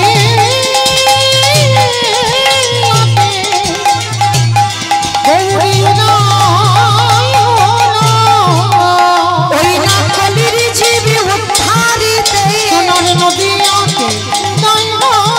কৃষ্ণ প্রেমে প্রচারিতে সোনার নদী বলিরা হৃদয় কদারে সোনার নদী মুখে হরি হরি হরি সোনার নদী আজ কৃষ্ণ প্রেমে প্রচারিতে সোনার নদী উদয় হলো।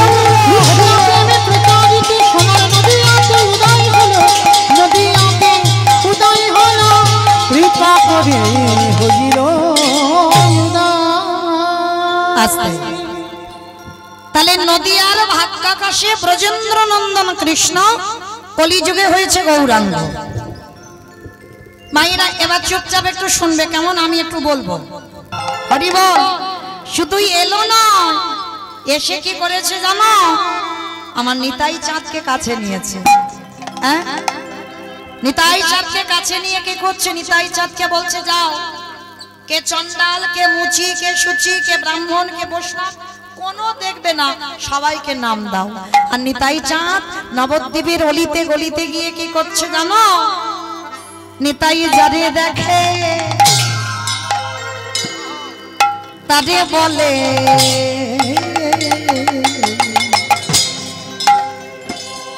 দন্তে তৃণ ধরি ধরি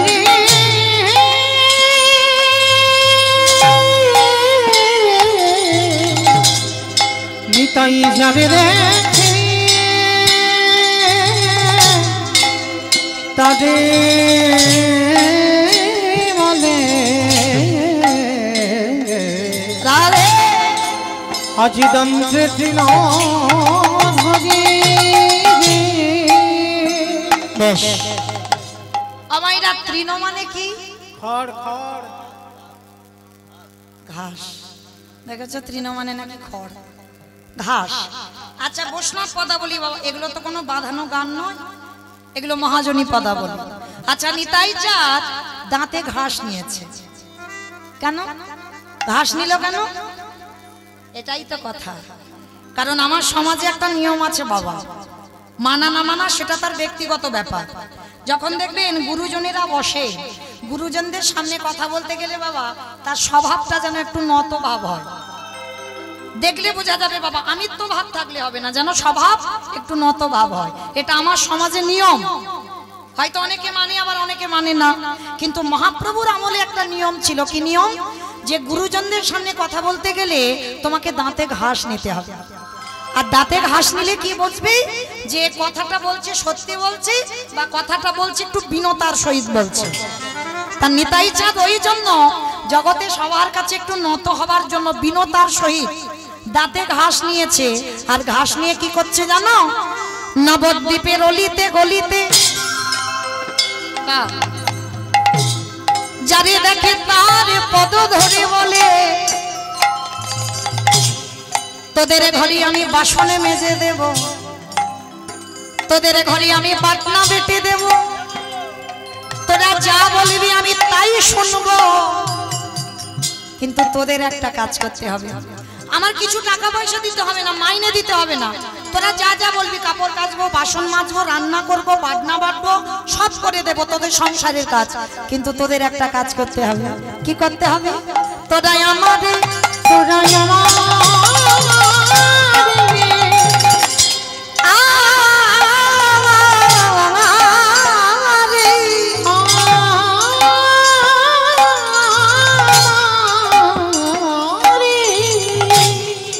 আজ কি নিয়ালা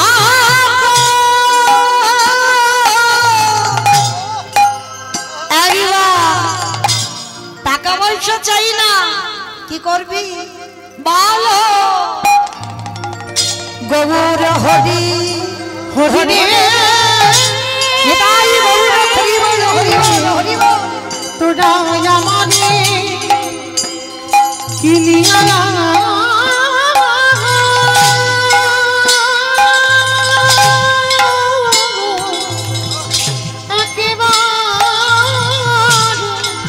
বলো গৌরী হরি রে।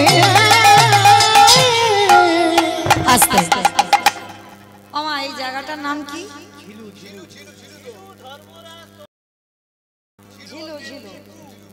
ঝিলু, তাই তো? আচ্ছা মা, নিতাই চাঁদ মাথায় হরিনামের ডালাটা নিয়ে এই ঝিলুতে এসেছে। এসে কি করছে জানো? পাহি কাঁদে পাহি কাঁদে পাহি কাঁদে পাহি কাঁদে। ভালো করে বুঝবে, এটা হচ্ছে কীর্তন। কীর্তন জিনিসটা কেমন জানো বাবা? নারকেলের মতো। আমার নারকেল দেখেছো তো, চেনো তো? বাইরেটা খসা, সে খসাটা ছাড়ালে কি নারকেল পাবে? দূর বাইরে থেকে আরো শক্ত জিনিস ভিতরে, সেইটাকে ভাঙবে, তারপরে সেটাকে যদি ভালো করে ছাড়িয়ে হাতে পেতে পারো তাহলে তুমি নারকেলের স্বাদ পাবে। কীর্তন হচ্ছে নারকেল, বাইরেটা খুব কঠিন, তলিয়ে বাবার নাম হলো তত্ত্ব, ভিতরে যেতে হবে। তাহলে নিতাই চাঁদ হরিনামের ডালাটা এনে কি করছে? আপনাদের ঝিলুতে এসে পাই কাঁদে পাহি কাঁদে। আস্তে। আচ্ছা মা, আপনাদের এখানে চাষবাস টাস হয় তো? বেশ। আচ্ছা ওই মাঠে থেকে সবজি তুলে যখন একসঙ্গে দেওয়া হয় এক জায়গাতে, তখন আপনারা কি বলেন?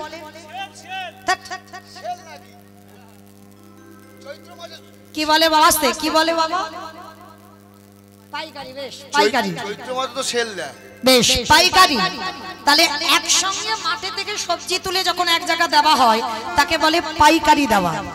তার নিতাই চাঁদ হরিনামটা এনে এই ঝিলুতে পাইকারি পাহি কাঁদে। অন্যান্য গ্রামে কিন্তু দিচ্ছে না, আজকে শুধু আপনাদের ঝিলুতে দিচ্ছে পাইকারি। পাহি কাঁদে। আর একটা মানে হচ্ছে, তলিয়ে ভাবো, পাইকারি আমি পাহি কাঁদে। আমি পাইকারি আমি পাহি কাঁদে। আস্তে। মানে পাইকারি, মানে একসঙ্গে দিচ্ছে। আর একটা মানে কি পাইকারে, হরির নামে দেব পাইকারে, হরি নাম দেব পাইকারে। আস্তে আমার নিতাই চাঁদ হরিনামের মাথায়তে ডালাটা নিয়ে সারা ঝিলুতে ঘুরে ঘুরে বেড়াচ্ছে। হরিনামটা দেব কোথায়, পাচ্ছি না, জায়গা পাচ্ছি না, কোথায় দেব কোথায় দেব। শেষে এক জায়গা দিয়েছে, কোথায় জানো? দোহকানে, দোহকানে, আজি দোহকানে, আজি দোহকানে। আমার পানের দোকান, ফুচকা দোকান, মুদিখানা দোকান, স্টেনারি দোকান। কোন দোকানে দিল? আইসক্রিম দোকানে। আইসক্রিম, বেশ কত কীর্তন বোঝে, দেখেছো?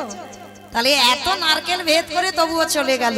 তাহলে দেখো দোহকানে, এই দোহকানে, এই দোহকানে, এই দোহকানে, যারা দোকান খোলে বসে আছে, হরি নাম দেব দোহকানে, যারা দোকানে খোলে বসে আছে, নাম দেব দোহকানে।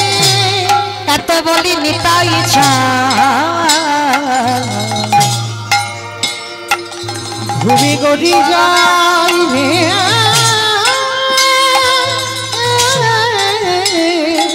আহা এত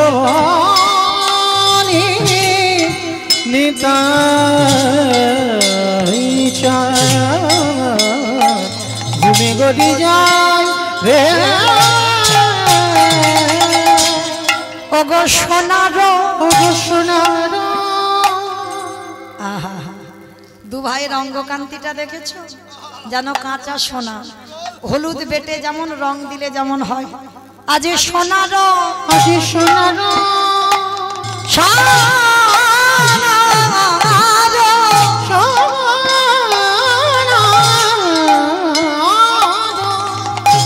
আজ পর্বত জানা,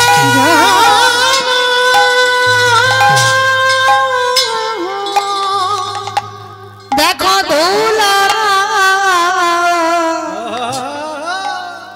তেলো লুটাই রে,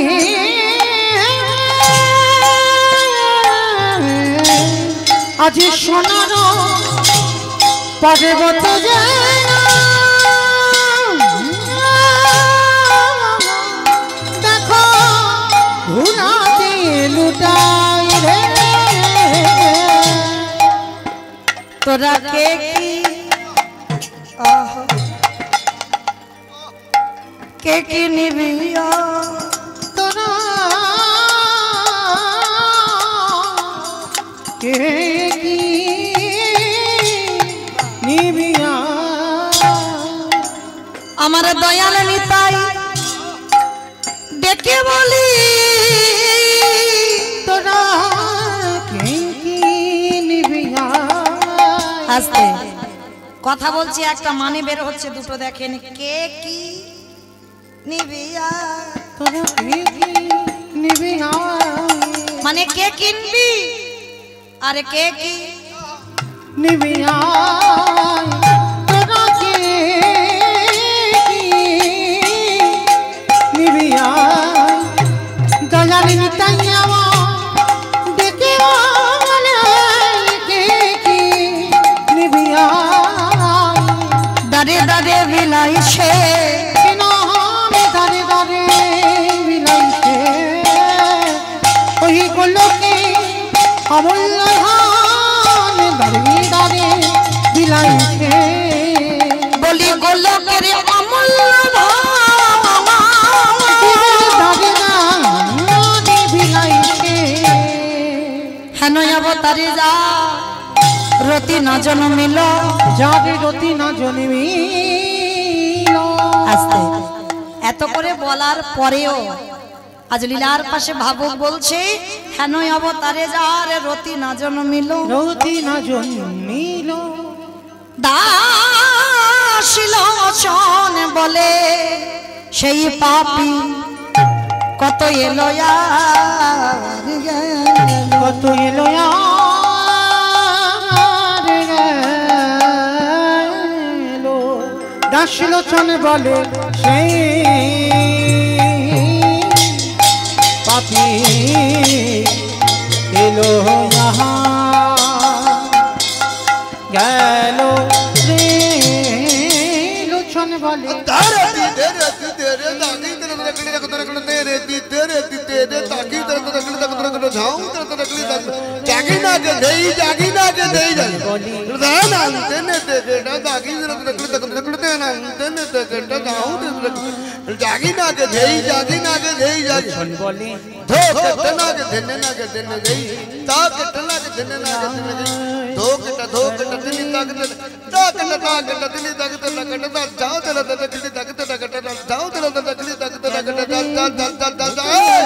সেই পাপি এলো গেল রে লোচন বলে সেই পাপি এলো লোচন বলে সেই পাপি এলো গেল রে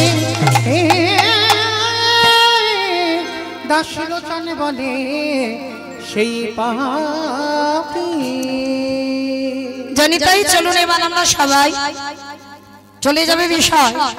তো আজকে এতক্ষণ যখন আমরা নবদ্বীপ রইলাম, একবার দিকে সবাই মিলে বলেন তো মা গৌর সুন্দরী কি ধ্বনিটা হলো কি? এটাও জয় বললাম, ধ্বনিটা হলো কি? এটা নাকি জয়? এইটা জয় নয়, একটু প্রেম সে জয় দিতে হবে। এত জোরে জয় দাও, কত দূর যাবে বাবা? এখান থেকে চলে যাবে তোমার বর্ধমান টাউন। কত দূর যাবে? নতুন হাট যাবে। আচ্ছা মা যাবে তো? যাবে, বেশ, মাথা যখন নেড়েছে যাবে। আচ্ছা দেখি আমার নিতাই চাঁদ গৌর চাঁদের মতো দেখি একবার হাত দুটো তোলো তো দেখি। সবাই সবাই তুলবে কিন্তু, কেমন? সবাই এইদিকে আমার দিদি ভাই মারা বোনেরা যারা আছেন, ভাইরা দাদা ভাই বাবা ঠাকুর যারা আছেন, হাই ভগবান তোমরা হাত তুলছো না কেন? তোমরা কি কীর্তনের বাইরে? সবাই দিকে তোলো, সবাই একসঙ্গে।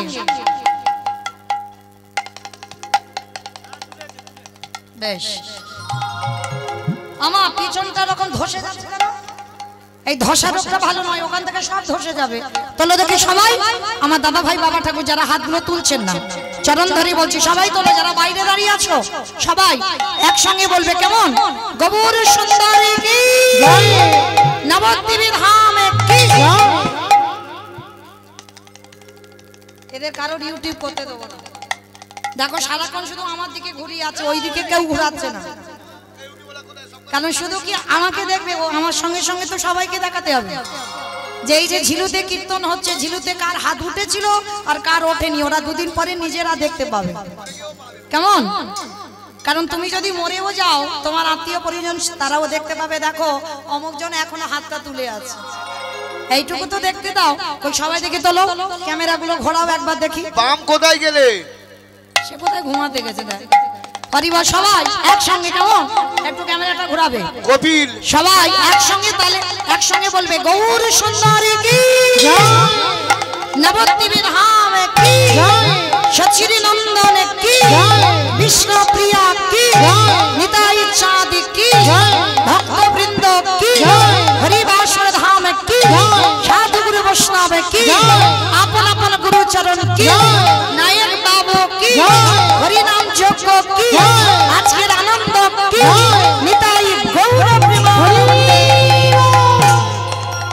বেশ, আমার হাতটা একটু ব্যথা করলো না, কিন্তু কাজ হলো। এই যে একাদশী যারা করেছেন তাদেরও হলো তো, আর যারা করেননি তাদেরও হলো। এই যে আজকে আপনারা জানেন তো বিজয়া একাদশী,